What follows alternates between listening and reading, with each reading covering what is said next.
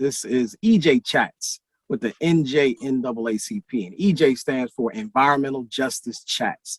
So this is where we will have an opportunity to speak with people who are very much invested in the environmental and climate justice space, where we can learn and we can become educated. We're very, very, very excited to have our Congresswoman Bonnie Watson Coleman as our special guest tonight.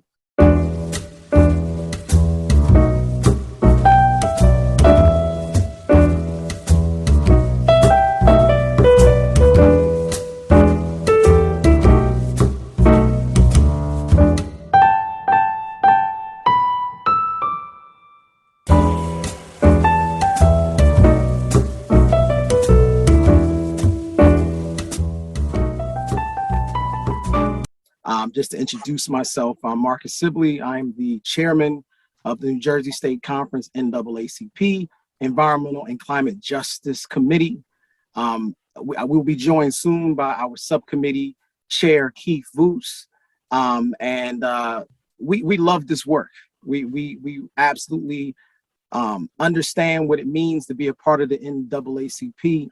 We understand the history and the legacy that comes with representing an organization that's literally been around for over 100 years. So our motives and passion and motivation for the last year since I've been the chair has been to get to the tables. We need to be where decisions are made, because the NAACP represents the moral compass of our environment. We need to be there to make sure people are staying honest. Yes, there have been historic harms. Yes, there have been organizations that haven't done the right thing. But if we only dwell on the past, we won't ever get to the point where we need to get to, where we're able to really help our people. We need to build a capacity so that we can help all of our municipalities all throughout New Jersey. So what I'm going to do now, I'm going to take a second and bring in our subcommittee chair, Keith Voos. Here at the New Jersey State Conference NAACP, we have divided our Environmental and Climate Justice Committee into 3 subcommittees. We have Housing, Parks, and Open Spaces, who's chaired by Reverend Diane Hawkins. We have HEAP, and Keith will explain what HEAP stands for.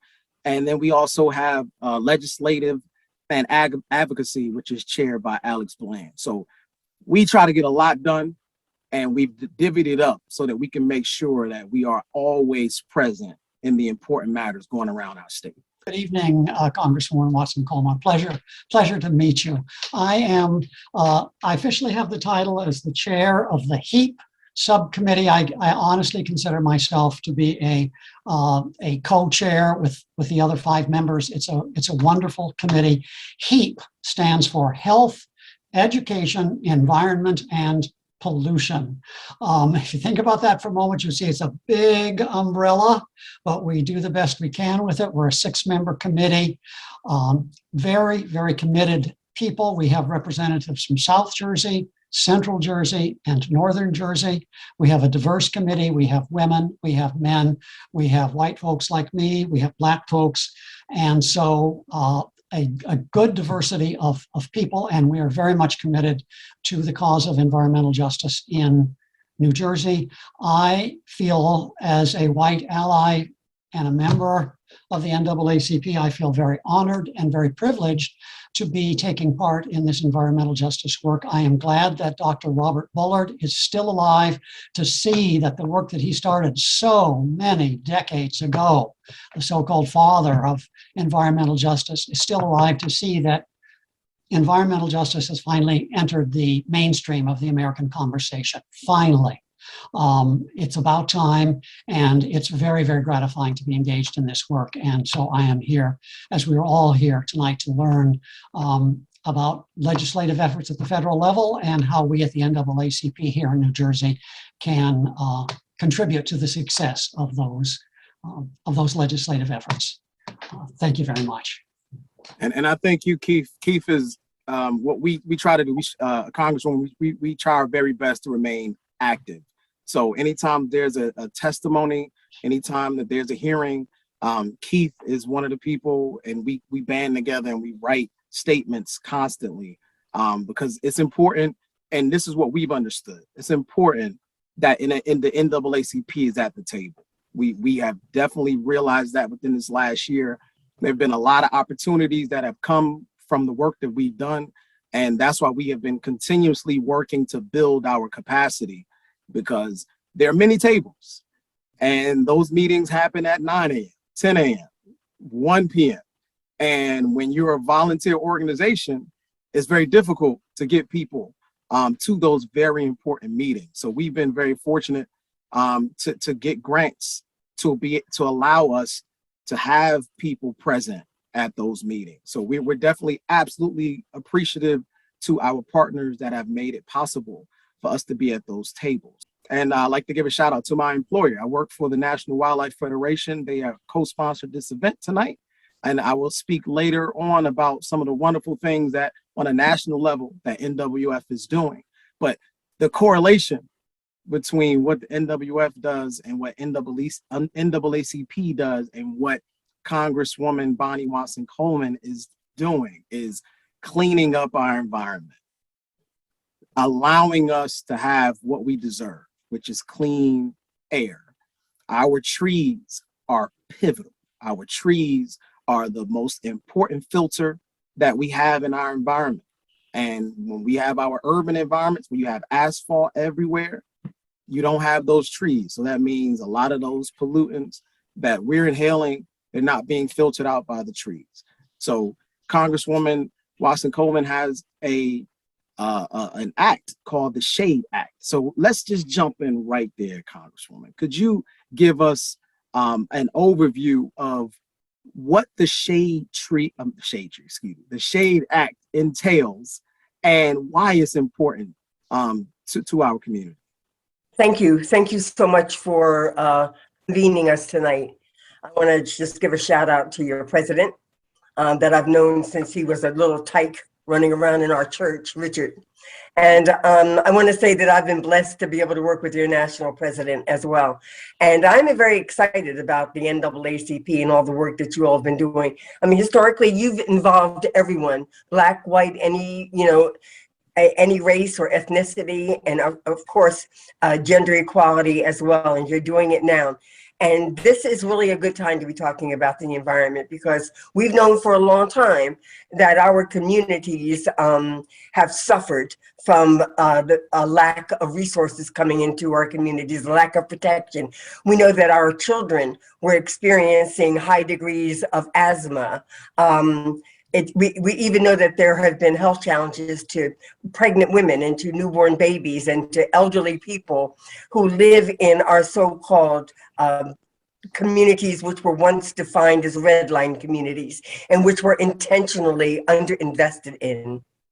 And so the shade track, the shade tree bill, which basically is the it's got a whole fancy name. Let me get it entirely right. It's Saving Hazardous and Declining Environments Act, known as the Shade Act. And what it did was we recognized that in communities that didn't have trees in particular, that the degrees, it was hotter, that there was no filtering of the pollutants, that they were dry communities because there were no trees creating water through its leaves and turning into vapor, that the accelerated heat index was problematic in terms of heat strokes and other kinds of heat related issues, that overexposure to the heat created physical problems as well as emotional problems, and how you feel about your community, what you see.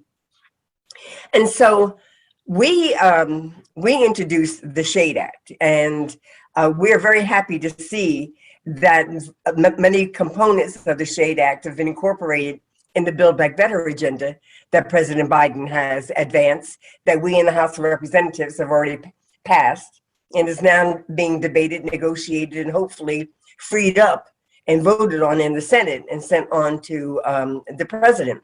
And so I look forward tonight to having our conversations, not only about shade and the overheating of our communities, but the impact of policies back in the middle of the 21st century, the whole building of highways and cutting our communities off, the impact of pollution from transit vehicles, from gas and other pollutants. I want to talk about the fact that we are entitled to clean air to breathe and clean water to drink, as well as mobility to get us in and out of our communities. All of those are linked to policies that were once in place. Even our housing stock is linked to those policies that were put in place and carried on for so long. And we seem to be right now in both a troubling environment, but an enlightened environment as well. And so we're talking about the Build Back Better agenda, the bipartisan infrastructure bill. What does it mean to our communities? What should we hope to get from those investments that are going to be made? And there's billions of dollars we're talking about. It's not just jobs, it's education, it's climate resiliency, it's making our homes climate resilient, it's cleaning our water services and cleaning our air. And so thank you for this opportunity to have this discussion. I'd like very much to be able to do some Q&A with people. Perhaps I can enlighten them a little bit more on what's in those various bills. Yeah, and fortunately, we've had quite a few people submit questions ahead of time, so we definitely have them queued up. But before we jump into that, I mean, you were touching on how these systems all throughout our environment. There's a correlation between policy and racism and white supremacy, and we have this movement now where environmental justice is like the hot topic right now. But how do we get more people to realize the historic context to how things got here in the first place, so that they can then make that connection to why their voice is so needed right now? Could you speak to that? Yeah, that's one of the reasons that we're having this discussion tonight. This is a vehicle to remind people of what happened in our past that affects our current situation and can harm us in the future if we don't do some course correction. I mean, we can go back to, the decision to create a whole highway system that cut our communities off from one another. I mean, literally, if it didn't destroy a whole community, it went right in the middle of it. And that how pollution from cars and buses and other modes of transportation affected us disproportionately, because at the same time, we were living in and near these areas that were seriously disinvested in.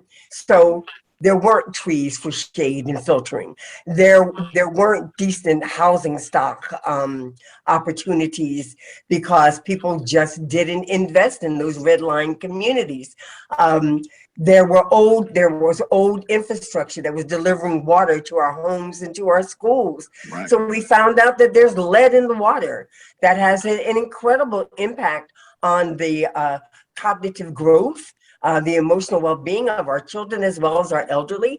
We look at the housing stock, how old it is, how much lead paint was on the walls that our children were, chipping at and eating, and the impact of it. And all of this came about because of intentional policy decisions that were made by people who didn't very much look like us, and there weren't very many of us that looked like this who were at the tables at the time, that either didn't care about our communities, certainly devalued them and devalued what could possibly happen to us. I mean, between disinvesting in us and the indigenous people, Right. there is a very stark and dark history here. Absolutely. But we're now at a juncture where we recognize that we have, for instance, a very failed physical infrastructure. So the bipartisan infrastructure bill was advanced. And we know that that's building bridges and broadband and fixing roads and things of that nature, and building some things here and there. And generally, the benefit didn't always accrue to us. But because there are more of us in those discussions while these bills are being developed and while these secretaries are coming before our respective committees to talk about them, we raise issues. What are your proposals for those communities that have been underrepresented or underinvested in? What are the checks and balance mechanisms to ensure that we don't go oops after the fact that this didn't happen, but that we can see it happening in real time and make the course corrections that are necessary? And so the bipartisan infrastructure bill, that hard infrastructure bill, is an important piece here because it's also got some climate protection and cleaning up our leaded water, as well as fixing our infrastructure and fixing our public transit.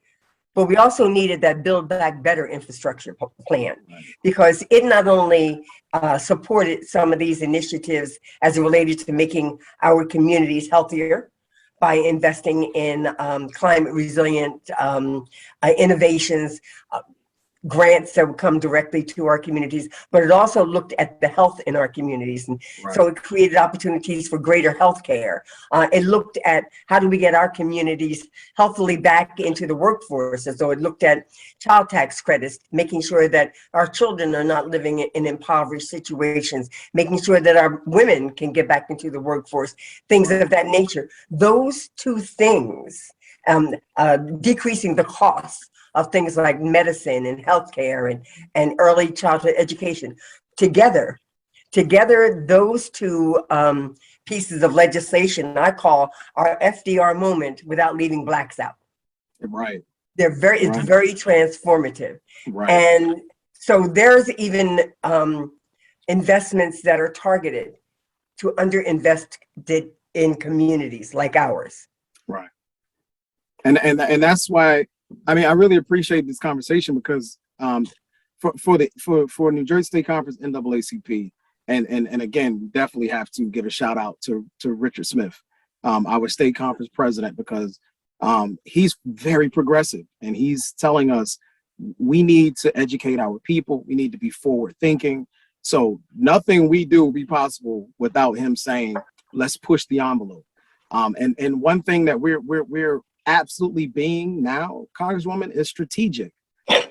We're understanding that, you know, politics is chess. Like, you want something moved, you have to appeal to both sides. You have to be able to get people across the aisle to believe in what's important to you. So for us at the NAACP, like, we, on one end, our job is to make our community aware of what's important to us. But another tremendous piece is to be very aware of other pieces within legislation that may have importance to others. Because the reality is, a lot of people don't even care. They don't, like, you can't saying a Black life matters is a political statement for people. So if people don't think that Black lives matter, why would they care that our children have the 4th highest rate of asthma in the country in New Jersey? Like, they don't care. So our job is always to find out what are the other provisions that other people may care about. So the Build Back Better Act, and I'm going to put a link in the chat for more people to check it out. It's one of those very rare opportunities where people from literal all over the country, there's something to root for. So there's environmental justice pieces that you were just speaking to. There are many other provisions that even go into capping off some of these facilities that are polluting our environment, that are becoming Superfund sites. It's even funding to stop that. You know, a lot of things that traditionally we don't think about, but it impacts us because those fossil fuels impact our communities worse, always. Yeah. So I wanted to see, you know, outside of the aesthetics piece of having more trees, what do you see as the need for bringing trees with the Shade Act? What is the core? What will best resonate with the people of New Jersey, since this is where we are? So trees clean our air. You know, they provide not only moisture for us, but they provide filters for us, and they provide shade, and we need all of those things. We have unnecessary deaths associated with a very high temperature communities where there's no protection, because there's just no trees, there's no shade, there's no getting away from it. Trees will help to block some of the rays from the sun that, absent any kind of shade tree, the heat that is created against the concrete and against the glass and all, you know, has a deleterious effect on our physical well-being. But even beyond our physical well-being, there are studies that said it even affects our emotional, our mental well-being. And, you know, we have to be up to the challenge of getting out there and working and supporting our families and thinking that we can thrive and survive and make headway. But if we're depressed, you know, or if we're emotionally down, it's very hard to get us up and out like we should. And so just planting more trees has a physical and emotional well-being to us individually and collectively to our communities. And then aesthetically, I mean, isn't it prettier to see a street that's lined with beautiful trees than it is just to see bare trees and wires and poles for, you know, for electricity and other things. Mm-hmm. So it has a variety of positive impacts on us.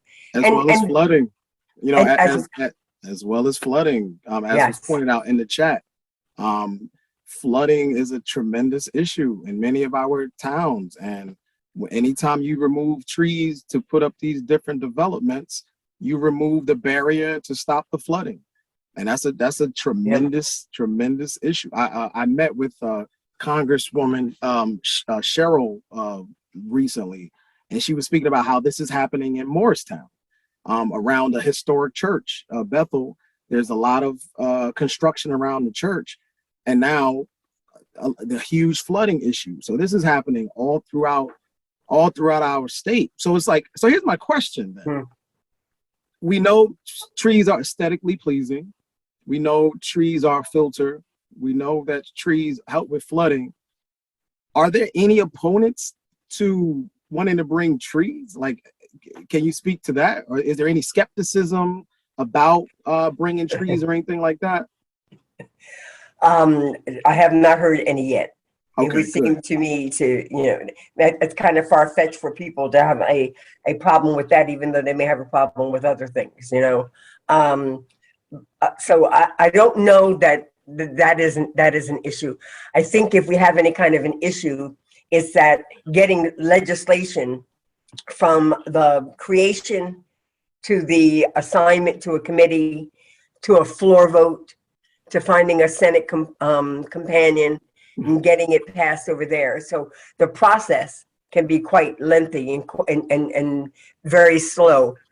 The fact that many elements of the SHADE Act are already incorporated in the Build Back Better agenda, that doesn't seem to me to be one of the things that the Senate would be looking to negotiate out. And so hopefully, you know, the Senate's got a lot of arcane rules, but we're trying to get the Build Back Better bill dealt with in a budget reconciliation process, which means that we just need 51 votes to get it passed. We don't have to worry about the filibuster and getting the 60 votes in order to get it passed. We're 50-50 right now, and we've got the marvelous, incredible Vice President of the United States who is that 51st vote when she's needed to be that. But having it as part of the Build Back Better agenda, I think means that we could get a turnaround on it much faster than as a standalone bill. But I also think that a lot of the things in the Build Back Better agenda are good beginnings, and that we at least get these things on the table, and then we can build on them. So with that being said, I mean, we have people tuning in and they're learning about the legislation. So how can people get involved? I mean, you mentioned the different steps. How can people assist along those ways? What are the what's a good strategy for members, constituents? So for New Jersey right now, our two senators need to hear from all of our citizens and the NAACP across the state of New Jersey saying, hey, we support the Build Back Better bill and we're asking for your support. We hope that you're able to vote for this, and we'd like to see it this year as opposed to pushing it out to next year, which is a possibility now. We could be, it's December already, we could be conceivably doing this in January, but we need consistent outreach to our legislators to let them know that it's on our minds. We're not letting this go. We're not going to reach out to you one time, and if it doesn't happen, we're going to. So, and then as it relates to the larger NAACP community around the country, it's really important for them. Like, I know my senators are going to come on board. I know that New Jersey senators are progressive enough to come on board. But that's not the case all over the country. So, there are folks up in Maine and in Ohio and other places. They need to hear from NAACP members, the NAACP organization, and citizens that you've reached out to educate about how to advocate on behalf of our communities, how to advocate on behalf of the Build Back Better. And Build Back Better is just a huge agenda. I get very excited when I talk about it because I honest to God believe that it is transformative for our communities. It deals with our elderly to our little babies and everything in between, from childcare to healthcare to schools to jobs to protection to housing to building better housing, all of those things. And so people need to hear elected officials, even on the state level, when they're considering pieces of legislation, they need to hear from us constantly. I know my office, even when people know that I'm for something, I'm like, yeah, okay, but give me a call. Let me record that as one of, my constituents. We're saying this is very important. We want to make sure that you're on board, Congresswoman. Advocacy, our voice right now is vitally important in so many respects. So could you give us insight on what methods have been most effective? Because there's phone calls, people use email, they'll use social media to tag their representatives. Sometimes people will go to the offices. Which strategy have you seen that has been most effective, or is there a most effective strategy? All of the above. What they have to see is that there's a diverse interest, and that interest is manifested not only in diverse people, but in diverse platforms. And so there are demonstrations that take place in DC almost every day. I'm going to be involved in one on the 8th. There's their Washington office and there's their local office.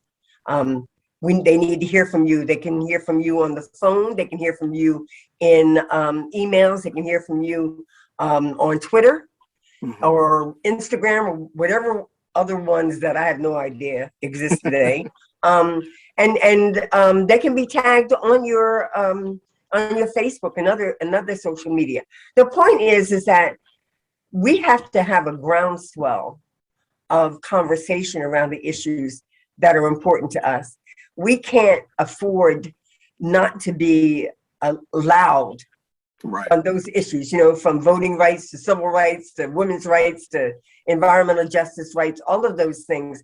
They need to know that there are loud, consistent, organized voices out here. Right. And that's important. And I'm also curious when you say we need to be loud, like the best way to be loud is to have a lot of people with you. So I wanted to see from your experience, what are some of the common themes among groups that different groups from different walks of life can rally around? Like, can you Okay. speak to that from your experience? Yeah.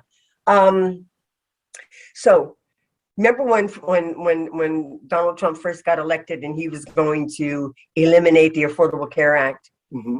Okay. Do you remember the millions of people that demonstrated not only in this country, not only in Washington, D.C., but around the world in support of us? Right. And he had to back off of that. Right. So obviously, demonstrations organized around an issue that resonates with so many different people works. The whole issue of voting rights, that's not just Black folks' issue. Right. That's going to be people who have disabilities getting to the polls to vote, elderly people getting to the polls to vote. That's not just about our getting to the polls, because we've already shown you that when you put up obstacles in front of us, we're going to just knock them down and go vote. Right. But it's even more than just ensuring that we can get to vote. We got to make sure that folks aren't trying to take away the vote after the vote has been cast. Right. So we need to be educated on what really are the threats here, what really are the consequences to our inaction. And they need to hear from us, and they need to know that we're paying attention. I mean, we're going to have stuff in Georgia. Georgia's going to be very important. Yes. Yes. You know, not only is Stacey Abrams going to run for governor, you got Reverend Warnock is going to run for re-election. They're going to do everything they can to try to steal that. We've got to be vigilant. And so it is an issue of our being informed, our setting up opportunities to have conversations on a routine basis so that we stay in real time informed. And then we talk about the best way to respond to any given issue. But women's issues, women's rights, voting rights, gay and lesbian rights, everything is between the Supreme Court and the GOP on the state level. We're in for a very rigorous period. Oh, absolutely. And so, yeah, so we are going to have to stay on our P's and Q's here. Absolutely. And with that being said, I mean, one thing that we focus on quite often is the reality that we need to be, and this is where I want to tip my cap to you, because you're very loud on many different issues. You advocate in many different areas. And we see how beneficial that is. So one thing that the NAACP New Jersey State Conference does often is we try to get, especially in the environmental space, we try to get our partners to be vocal on social justice issues, because we don't see a difference between social justice and environmental justice. So it's like, how can you be quiet when there's police brutality and there's bills calling for transparency of police records, and we have some civilian complaint review board bills trying to get subpoena power?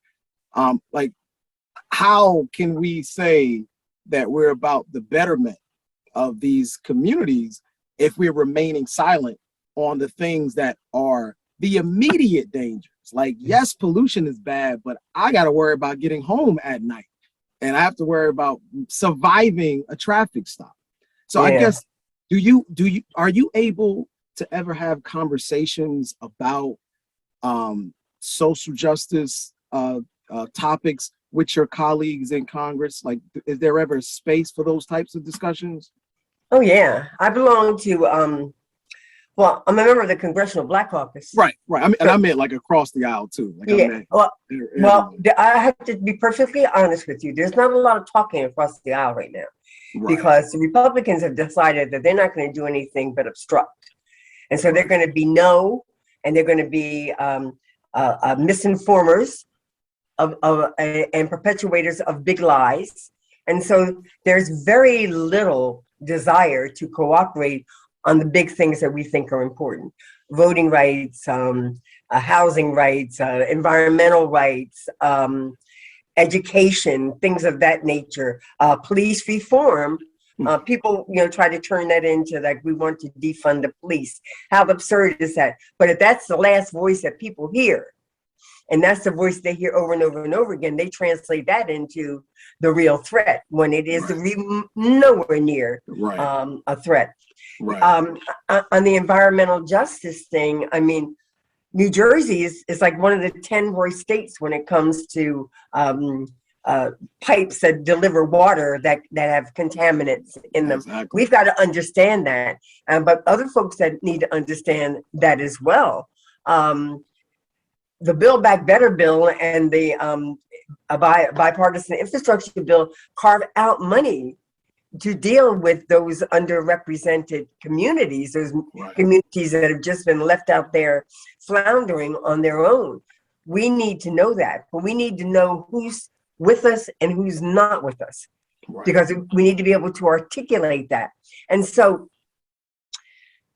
every platform is important. We're not going to always be able to pull together a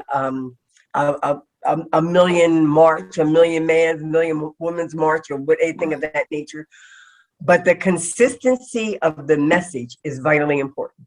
Absolutely. And we appreciate every single thing that you're saying, because what we're doing at the tables that we're at, like we sit on offshore wind coalition tables, we sit at water coalitions, and what we've been pushing for ad nauseum is, where's the specificity in the language to make sure that it will get to the people who you say that it's going to get to? Because we've seen this before, when things are supposedly earmarked for certain communities, and you get all your consultant fees and you get all these different fees, and then a very small percentage of the allocation gets to the people. So we've been very, very clear about specificity in the language and putting Black people to work. These contracts, we want Black contractors getting these jobs, because if we're talking about hundreds of millions of dollars coming, billions, you know what I mean? Billions, you know what I mean? If we're not winning, if we're not getting any of that, we're going to be losing all over again. So I wanted you're absolutely right. And I'm on appropriations committee. And every time I'm in a subcommittee meeting, whether or not it's labor, health, and other related issues, or it's transportation, housing, and urban development, when those secretaries come on board, come and talk to us, I ask them specifically about that. I talk to them about how we've always had these wonderful goals where we're going to do this for this community and that for that community, and then the money gets spent and nothing happens in those communities. We need to make sure that we have real-time accountability. Like I said to you earlier tonight, we need to be able to do course changes if, in fact, we're finding that something isn't happening the way it should. Now, President Biden has been really kind of vocal about a certain percentage of the resources that are coming out of the Build Back Better and even the infrastructure bill that will be used in underserved communities, because he knows we got to catch up there, as well as put us on an equal footing. We have to make sure that in the various departments where those programs roll out, that they're paying attention. They're paying attention to the state when the money goes down to the state, that the state has the proper folks out there doing the contract compliance and looking at the workforce. We need to be working with our unions who are telling us that they're ready, willing, and able now to really bring on minorities, because it's not about just a bunch of white folks getting jobs. No. And these are good paying jobs, and these are jobs that are going to help families to support their families and to live in decent homes and clean surroundings and nice neighborhoods, and send their kids to trade school or college or wherever they want to go, you know? Right. And I can't express to you just how excited I am about the prospects of this. I don't want to be there and not be vigilant on my watch, because I honest to God believe that this is that moment, that FDR moment, that New Deal moment. The only difference is that you're not going to see signs Blacks don't apply. You know, and so we just make sure, we got to make sure now, not only are they applying, but they're getting. And that's the jobs as well as the contracts. I know I personally had my conversation with Secretary Buttigieg around this issue in appropriations, because I know so much money is going to come out of there. Yes. And our good friend, my former mentor, Marsha Fudge, is the head of Housing and Urban Development. Yes. So I know where her heart is and what she's going to expect there to be. And we're looking forward to meet with Secretary Fudge too. Oh yeah, we're looking forward to have that conversation too. She's amazing. And then the Agricultural Committee in Congress is headed by a Black man. And so all the agricultural money that'll come out there, you know, there's going to be accountability back to that. And then there's the Homeland Security Committee with Benny Thompson, you know, and on and on and on. So for the first time in our history is coming together where this amazing legislative opportunity exists. And there is a diversity and there is a representation of us at the table that is unprecedented. Right. And in addition to us, I mean, we have our relationships with the Hispanic Caucus and the Progressive Caucus and the Asian Pacific Caucus, because we're all in this together. Yeah, it's time. This is and I appreciate you for articulating that, because this is a moment in history that we have to capitalize on. And I absolutely thank you for taking this time out. I understand you have a hard stop. And what I really wanted to convey to our listeners and whoever will see the recording is that this is a unique period in history. And if we aren't demanding, we will have missed out on a literal generation changing outcome. Like this is a big deal. Environmental justice, housing matters. The air you breathe matters. The water you drink matters. The soil that your food is grown in matters. All of these things matter. And now there's a focus in our community where we're saying, wait a minute, no more of exploiting us for your political or financial gain. It is time for us to speak up and be the most vocal. There should not be any table about environmental justice where we're not the loudest and the strongest and the proudest, because we recognize that historic harms have been done. So I would like to take a moment and to thank you so very much, Congresswoman Bonnie Watson Coleman, on behalf of the New Jersey State Conference NAACP Environment and Climate Justice Committee. This has been EJ Chats with the NJSC, and this is just the first. We're going to have a much bigger discussion in 2022. We absolutely thank you. Thank you so much for championing these important legislative initiatives for our people and for everyone. Because what we always say, anything that benefits Black people benefits everyone. So we're grateful for what happens, because when you fight with us, you're going to benefit. So come fight with us.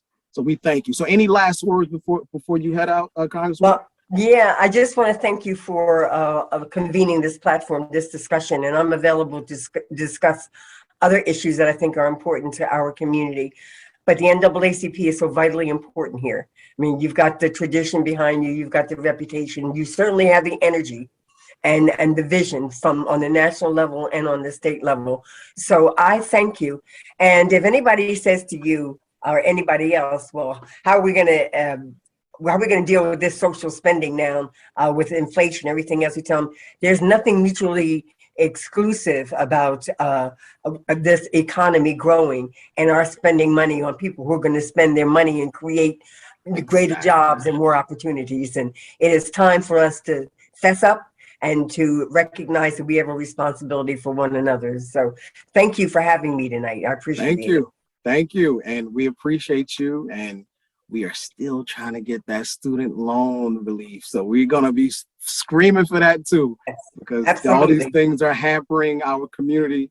And we need to full circle advocate on all levels, because we deserve life, liberty, and pursuit of happiness too, because we built this country. So thank you so much for joining us today. I'd like to thank everyone who attended. Please feel free to share this video. Our job here at the NAACP is to educate you so that you can become your own advocate, because there's never too many voices. We need all the voices. We need to be loud. We need to be strong. We need to be educated. So thank you so much for helping to educate our constituents this evening. Thank you to all of our partners. Thank you to NWF for the support. Thank you to NAACP. Thank you to all of our partners around the community. This has been NAACP EJ Chats. Everyone have a great evening. Peace. Thank you. The infrastructure bill was that left. Now Build Back Better is that right. And you need that combination to really complete this job. So we really have to become educated on this so that we can contact Congresswoman's counterparts and get this moved.